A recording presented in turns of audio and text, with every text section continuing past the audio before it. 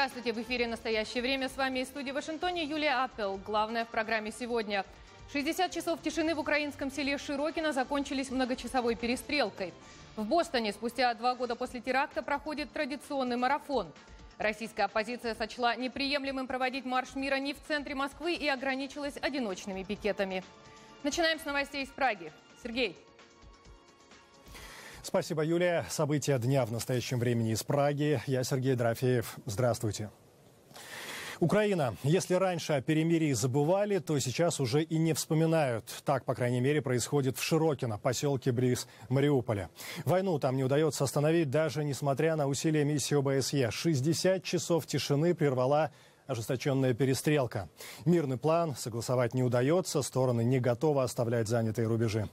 Зинаида Бурская. В 20 метрах от Бэхи северней есть движение противника. Уничтожить, как принял меня. 88, добро открыть огонь. Добро, огонь! Аль принял, плюс. Огонь!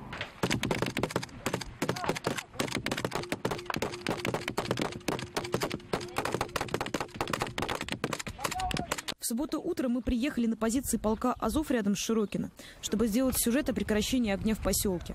К тому моменту режим тишины соблюдался уже несколько суток. Но вместо этого стали свидетелями ожесточенной перестрелки. Она продолжалась больше 6 часов. На 10 часов снайпер работает! На 10 часов снайпер! Утром бойцы «Азова» зашли в поселок и вывесили 2 флага – украинский и грузинский над одним из домов. Во время перестрелки, которая началась после этого, боец-грузин, вешавший флаг, погиб. А вторая улица, где стоит БМП, подбита.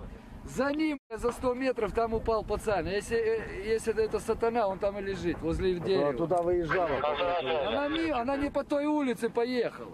Она поехала... Так это другая улица. Ночью террористы часто выходили к нашим позициям и минировали там. Наша группа по разминированию работала и наткнулась на противника. Противник открыл огонь. Так как возникла угроза жизни, бойцы открыли ответный огонь. Завязался бой из стрелкового оружия. На следующий день в Широкино вновь прибыла миссия ОБСЕ и генералы из совместного центра по контролю и координации прекращения огня. Это произошло после прекращения огня, продлившегося 65 часов, а также непрерывного 40-часового пребывания миссии в этом селе. Представители миссии остались здесь на ночь, впервые за время работы. У нас был патруль, который стоял здесь, в центре села, в ночь с пятницы на субботу. К сожалению, как вы уже знаете, в субботу днем бои возобновились, и стороны обменялись выстрелами. Мы насчитали свыше 300 выстрелов из минометов и артиллерии, которыми обменялись стороны. Сегодня мы приехали не только обсудить наш следующий шаг, но и потому, что нам сообщили об убитом со стороны Украины на западной окраине села. Моя команда и я забрали тело. Оно было заминировано. Затем мы передали тело украинским военным, которые забрали его на свою сторону. Украинские и российские генералы из совместного центра по координации и контролю прекращения огня пытались в очередной раз обсудить план по демилитаризации Широкино. В соответствии с проектом плана бойцы ДНР должны отойти на 3 километра от поселка, а украинские войска – на километр. Но участники конфликта к этому пока, очевидно, не готовы. Линия Широкино, во-первых, в условиях Минских соглашений, то есть вплоть до территории Саханской дуги, это территория подконтрольная Украине. Линию Широкино необходимо было выровнять, чтобы хотя бы как-то обезопасить Мариуполь. Самого, я думаю, поселка выйти без проблем. То есть, никому не надо, чтобы в поселке были действительно войска. Но то есть вот с позиции выше поселка, высотки эти никто оставлять не нужно, поскольку как только мы их покинем, их сразу займут сепаратисты. Смогут с них уже атаковать, развивать наступление. Украина наш дом. Что я должен уходить со своей территории? Мне придет какой-то ОБСЕ, скажет, пускай сосед зайдет к тебе, живет, а ты отойди, пару комнат освободи. Что мы вообще? Не понимаете, что за расклад? Ни один человек здесь не скажет, что он согласен с Минскими договоренностями. Они просто никому не нужны.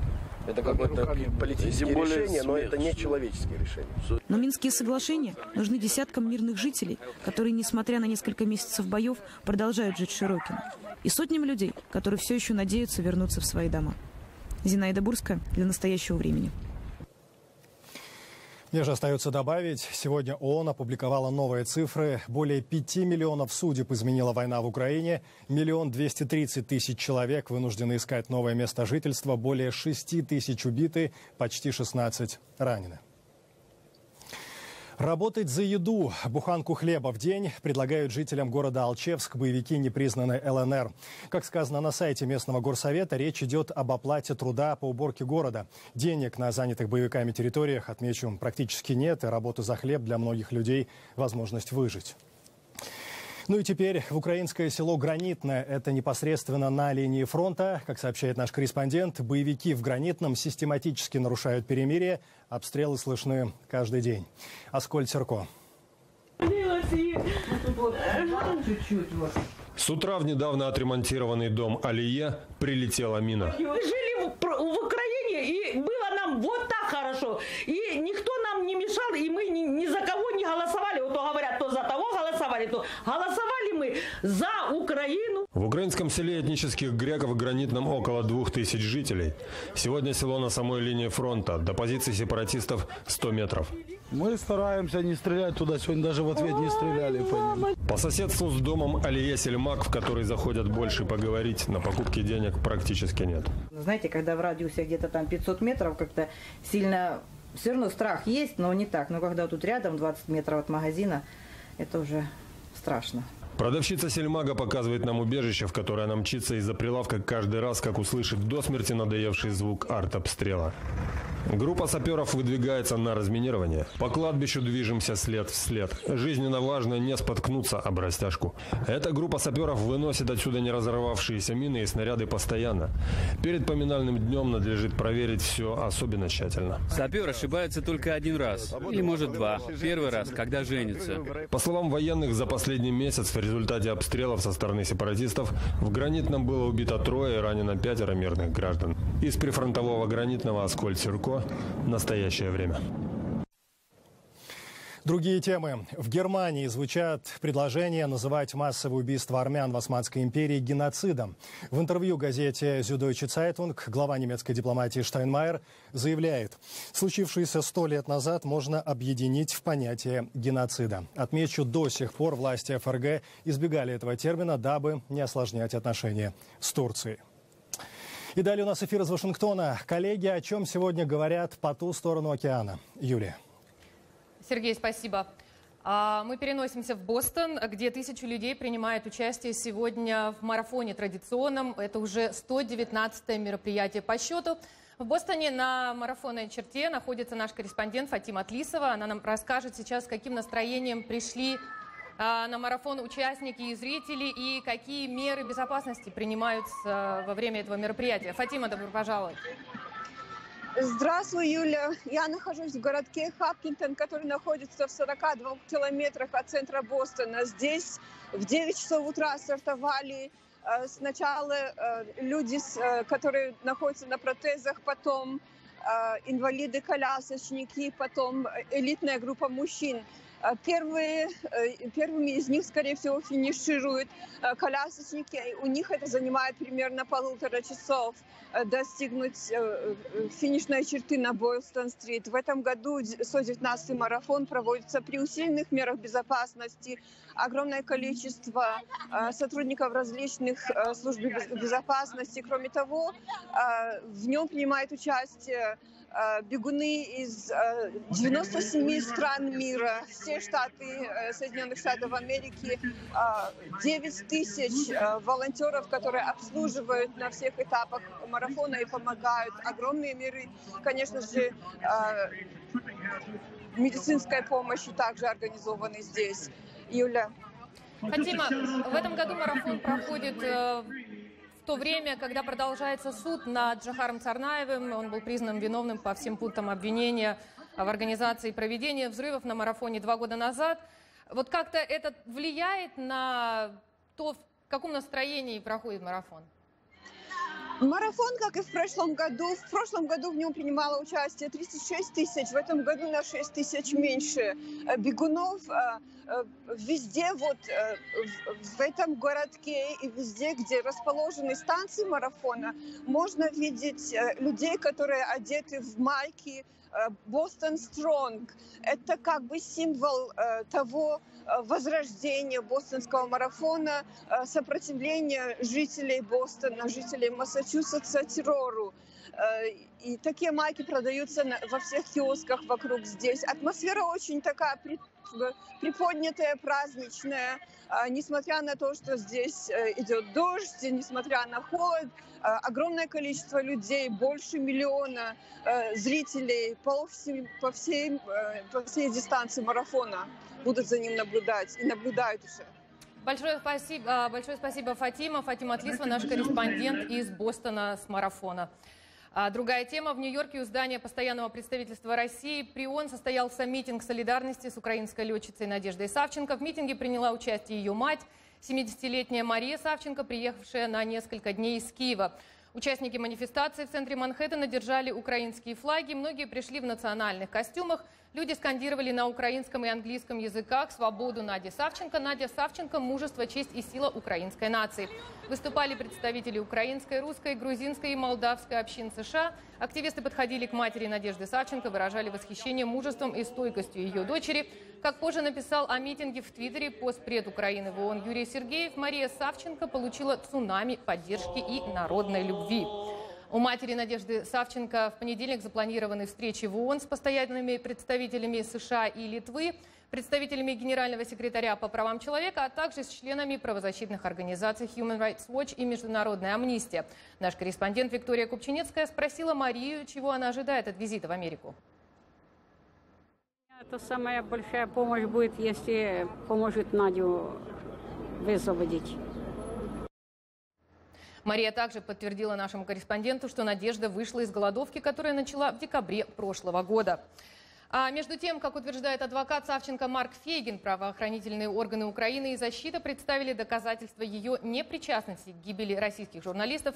Среди них распечатки телефонных разговоров, технический анализ местонахождения Савченко в день гибели журналистов, видеозапись, сделанная одним из сепаратистов в момент взятия летчицы в плен. Российское следствие приняло эти материалы, однако, по словам Фейгина, никаких процессуальных выводов сделано не было. Своим мнением о том, почему Надежда Савченко до сих пор находится под стражей, Марк Фейгин поделился с Анушей Витисян. Путин не желает отдавать Савченко. Не надо питать иллюзий. Именно Путин решает, освобождать Савченко или нет, говорит адвокат Надежды Савченко Марк Фейгин. Назвав украинскую летчицу символом непокорной Украины перед Кремлем, он высказал предложение, что она будет освобождена лишь тогда, когда президент Российской Федерации достигнет своих целей в Восточной Украине. Савченко, обвиняемая Следственным комитетом России в причастности к гибели на востоке Украины журналистов телеканала ВГТРК, попала в плен к боевикам из сепаратистского батальона «Заря» в июне 2014 года в Луганской области и была тайно вывезена на территорию России. По данным защиты летчицы, работники российских СМИ погибли спустя 2 часа после того, как Савченко попала в плен. Однако, несмотря на наличие многочисленных доказательств невиновности Савченко, представленных российскому суду в течение последних 10 месяцев, единственным результатом их предоставления стало внимание международного сообщества к судьбе украинской летчицы. Ряд украинских военнослужащих и украинских граждан, которые находятся в России, их пытают. С Савченко не упал ни один волос. С момента, как она оказалась здесь, ее избивали только в ЛНР. Ее били. Но когда она оказалась в России, когда адвокатом у нее оказался я, с нее сдувают пылинки. Марк Фейгин, в прошлом адвокат активисток из группы Pussy Riot и защитник участников протестов на Болотной площади в 2012 году в Москве, считает, что только через публичное апеллирование можно вызвать у российского руководства страх, препятствующий открытым проявлениям произвола. При этом он подчеркивает, что адвокатам, не скрывающим своих оппозиционных взглядов, все труднее работать в сегодняшней России, существенно отличающейся от России 2011-2012 годов. Государственная пропаганда целенаправленно создает этот имидж самой Савченко, что она каратель, убийца и так далее, стимулирует эти настроения, которые ведут к убийствам на мостах, как это произошло с Немцовым, и к препятствованию деятельности адвокатов, что происходит постоянно со мной. Поначалу 33-летняя украинская летчица хотела просто получить возможность поскорее уехать домой. Сегодня у Савченко, депутата Верховной Рады от партии «Батькивщина» и члена постоянной делегации Рады в Парламентской ассамблее Совета Европы, иные планы. С одной стороны, она хочет помочь, выйдя украинским военнослужащим другим, которые удерживаются в России или являются заложниками на территории сепаратистских республик ДНР, ЛНР, Она, наверное, имеет какие-то планы по отношению к русским людям, чтобы какой-то по силам ее возможности наладить с ними диалог, о чем она говорит. Тем временем адвокат Надежды Савченко находится в Соединенных Штатах для того, чтобы убедить американских законодателей принять резолюцию, признающую Савченко не только политзаключенной, но и военнопленной. Ануша Витисян, Дмитрий Шахов. Настоящее время. Вашингтон. В воскресенье в Лос-Анджелесе прошел марш мира и свободы. Как пояснили организаторы, цель мероприятия – потребовать от Москвы остановить братоубийственную войну в Украине, а также показать, что режим Путина и России – это не одно и то же. Акции солидарности с российской оппозицией состоялись во многих городах мира. Тему продолжат наши коллеги в Праге. Российская оппозиция пойдет на парламентские местные выборы единым фронтом. Партия погибшего Бориса Немцова, РПР «Парнас», партия «Прогресса» Алексея Навального и две другие оппозиционные силы создают альянс. Соратники уверены, только так смогут набрать достаточное число голосов. О программе российской оппозиции в нашем материале. Убийство Бориса Немцова собрало российские оппозиционные партии воедино. Убитый политик работал над формированием коалиции, но только после его смерти были предприняты первые попытки объединиться. Немцов действительно был огромным сторонником коалиции, убеждал всех в ее необходимости, но шутил над тем того, что конкуренция между оппозиционными лидерами – это конкуренция за места в автозаках. И если мы не сплотимся, то вот нас всех поодиночке пересажают. Если даже после этой страшной трагедии все здоровые проевропейские демократические силы не объединятся и не пойдут на выборы единым фронтом, ну тогда, извините, грош нам всем цена. Демократическая коалиция, созданная на основе нескольких оппозиционных партий, появилась в России впервые за долгое время. Впереди парламентские выборы в 2016 году. Однако до этого новый оппозиционный фронт планирует заявить о себе на выборах в регионах. Поэтому объединение в Москве означает объединение в регионах. И мы уже прямо сейчас начнем консультации вот с теми 11 регионами, в которых в этом году будут выборы в Заксобрание этих регионов. Новоиспеченная коалиция планирует активно привлекать к сотрудничеству политиков на местах, вместо того, чтобы выдвигать своих кандидатов из центра. Это будет местная избирательная кампания с местными лидерами, и в том числе с местной повесткой, но, конечно, с добавлением, общим добавлением, мейнстримом. Это будет наша общая все-таки политическая программа.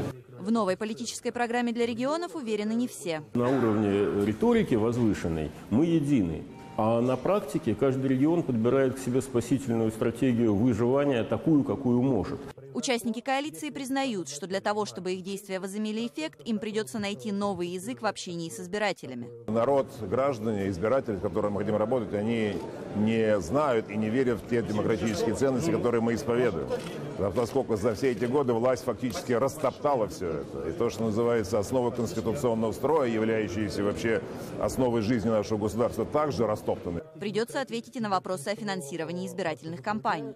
У нас будут официальные избирательные счета, есть официальная партия РПР «Парнас», есть строгий порядок финансирования этого, и есть очень четкое понимание, что мы абсолютно легальным образом с граждан сможем собрать нужное количество денег. Каковы шансы демократической коалиции стать реальной политической силой, пока неизвестно. Нет смысла обольщаться, как мне кажется, насчет того, что она может объединиться и что-то сделать.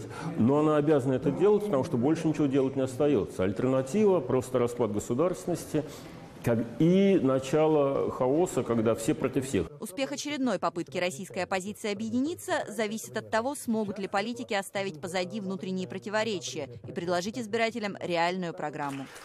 Екатерина Кочкина, Андрей Королев. Настоящее время.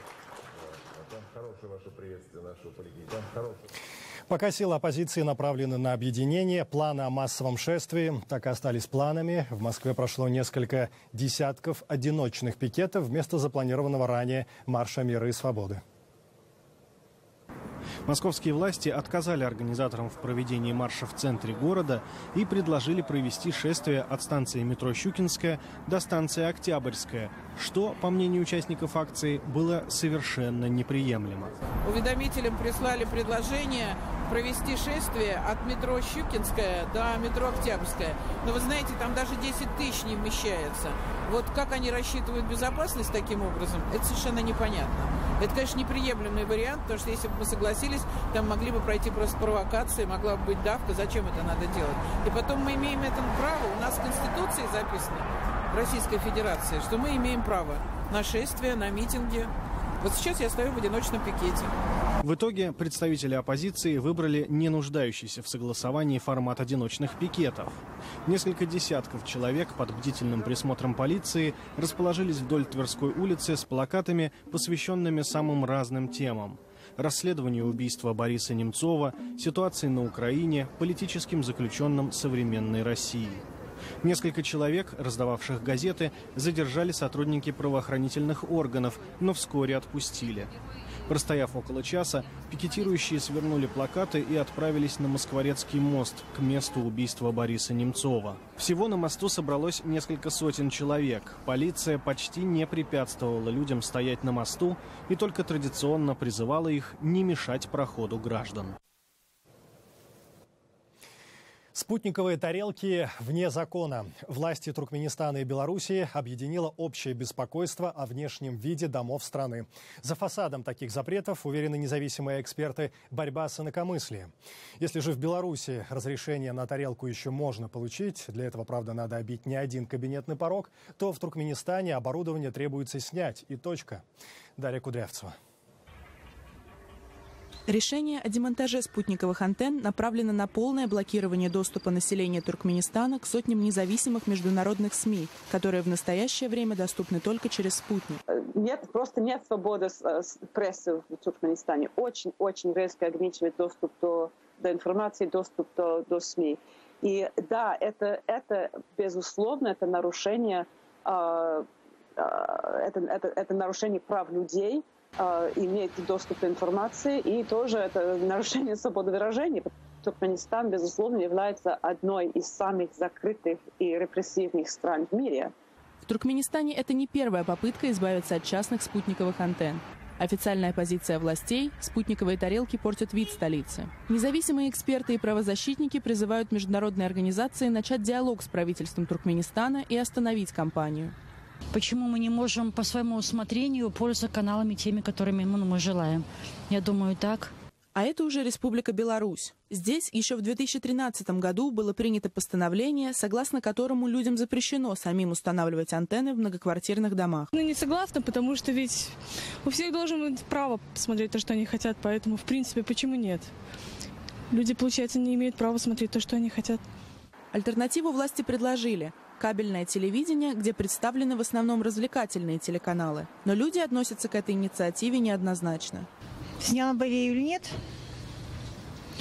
Ну, наверное, если бы мне обеспечили хорошую альтернативу этой тарелке. Независимый журналист Светлана Калинкина считает, что, запрещая спутниковое телевидение, власти не изобретают ничего нового. Мечта любой авторитарной власти, чтобы люди знали то, что хочет эта самая власть. И поэтому любые источники альтернативной информации перекрываются. Это борьба с правдой. Она никогда не бывает успешной, но на короткий промежуток времени она может дать эффект. В Туркменистане власти не оставляют людям альтернативы. В Белоруссии к этому подошли иначе. Категорически запрещать сразу не стали, а те, кто установил тарелки самостоятельно, сейчас обязаны получить соответствующее разрешение. Дарья Кудрявцева, «Настоящее время». Вновь передаем слово в Вашингтон. Коллеги, эфир ваш. Апелляционный суд Нового Орлеана начал рассмотрение кассационной жалобы Министерства юстиции США. Она была подана после того, как Федеральный суд штата Техас заморозил действие указа президента Обамы о приостановке депортации нелегальных иммигрантов. В связи с этим в Вашингтоне прошел радиомарафон, посвященный проблеме нелегальной иммиграции. На 2 дня в столицу страны съехались ведущие консервативных радиостанций США, чтобы призвать к отмене указа, который они интерпретируют как амнистию для нелегалов, рассказывает Вадим Оленичев. Ежегодный радиомарафон под эгидой Федерации за американскую иммиграционную реформу ФЭйр проходил в отеле, расположенном вблизи Капитолийского холма. Примечательно, что в последние годы неизменными гостями мероприятия стали законодатели-республиканцы из обеих палат Конгресса, выступающие за ужесточение правил по отношению к нелегальным иммигрантам. Я прихожу на это мероприятие каждый год и провожу здесь максимальное количество времени, потому что наш коллективный призыв должен быть услышан. Если мы считаем себя суверенной нацией, люди, проживающие за границей, не могут могут иметь право влиять на нашу иммиграционную политику внутри страны. Мы должны вернуть главенство закона и вернуть уважение к закону. В течение 2 дней у сторонников ужесточения миграционных правил была возможность в прямом эфире рассказать радиослушателям о своем взгляде на проблему. Американцы в шляпах и сапогах ковбойского стиля, приехавшие из Калифорнии, Аризоны, Техаса, рассказывали, что проблем от многочисленных, в первую очередь испаноязычных нелегалов, накопилось столько, что они не поленились приехать в столицу, чтобы заявить об этом на всю страну. Что же предлагают активисты организации ФЭйр? В первую очередь участники радиомарафона призывают власти страны покончить с так называемой экономической миграцией. Они имеют в виду тех иностранцев, которые приезжают в Америку на заработки и в итоге отнимают рабочие места у граждан США. С этой практикой, говорят сторонники более жесткой миграционной реформы, пора кончать. Конкуренцией за рабочие места дело не ограничивается. По данным Федерации, на школьное обучение детей-нелегалов власти штата Калифорния ежегодно тратят $63 миллиона, а власти Нью-Йорка – 174 миллиона. Активисты ФЭйр выступают за то, чтобы эти и другие средства расходовались на нужды граждан США. На сегодняшний день допустимыми категориями мигрантов должны быть следующие. Те, кто вступает в брак или усыновляется гражданами США, те, кто обладает особыми способностями или дарованиями, и те, кто считается беженцем. Всех остальных мы не должны пускать в страну. Наконец, сторонники ужесточения миграционных правил высказываются за лишение президента права приостанавливать действие миграционных законов с помощью указов. Кроме того, они считают, что всеобщая амнистия для нелегалов – это не выход из положения, а наоборот, незаслуженное поощрение для тех, кто нарушил закон. Все это, говорят активисты ФЭйр, обернется для страны тяжкими социальными, экономическими и культурными последствиями. Вадим Оленичев, Андрей Дегтярев. Настоящее время. Вашингтон. В Нью-Йорке открылась выставка под названием «Мы за Украину». Репортаж нашего корреспондента Виктории Купчинецкой. Где, как не в Нью-Йорке, устраивать интернациональную выставку? Этот город – символ космополитизма. Пример того, как люди разных этнических групп и политических взглядов могут мирно, не воюя и не ссорясь, жить вместе. Выставка в культурном центре в Манхэттене тоже призыв к мирной жизни. В зоне одного из самых трагических на сегодня в мире конфликтов – в Украине. Организаторы собрали более 40 работ. Их авторы – такая творческая организация Объединенных Наций. Совсем международная выставка, потому что у нас художники из России, у нас художники здешние американские, у нас художники украинские. У нас художник даже один из Румынии.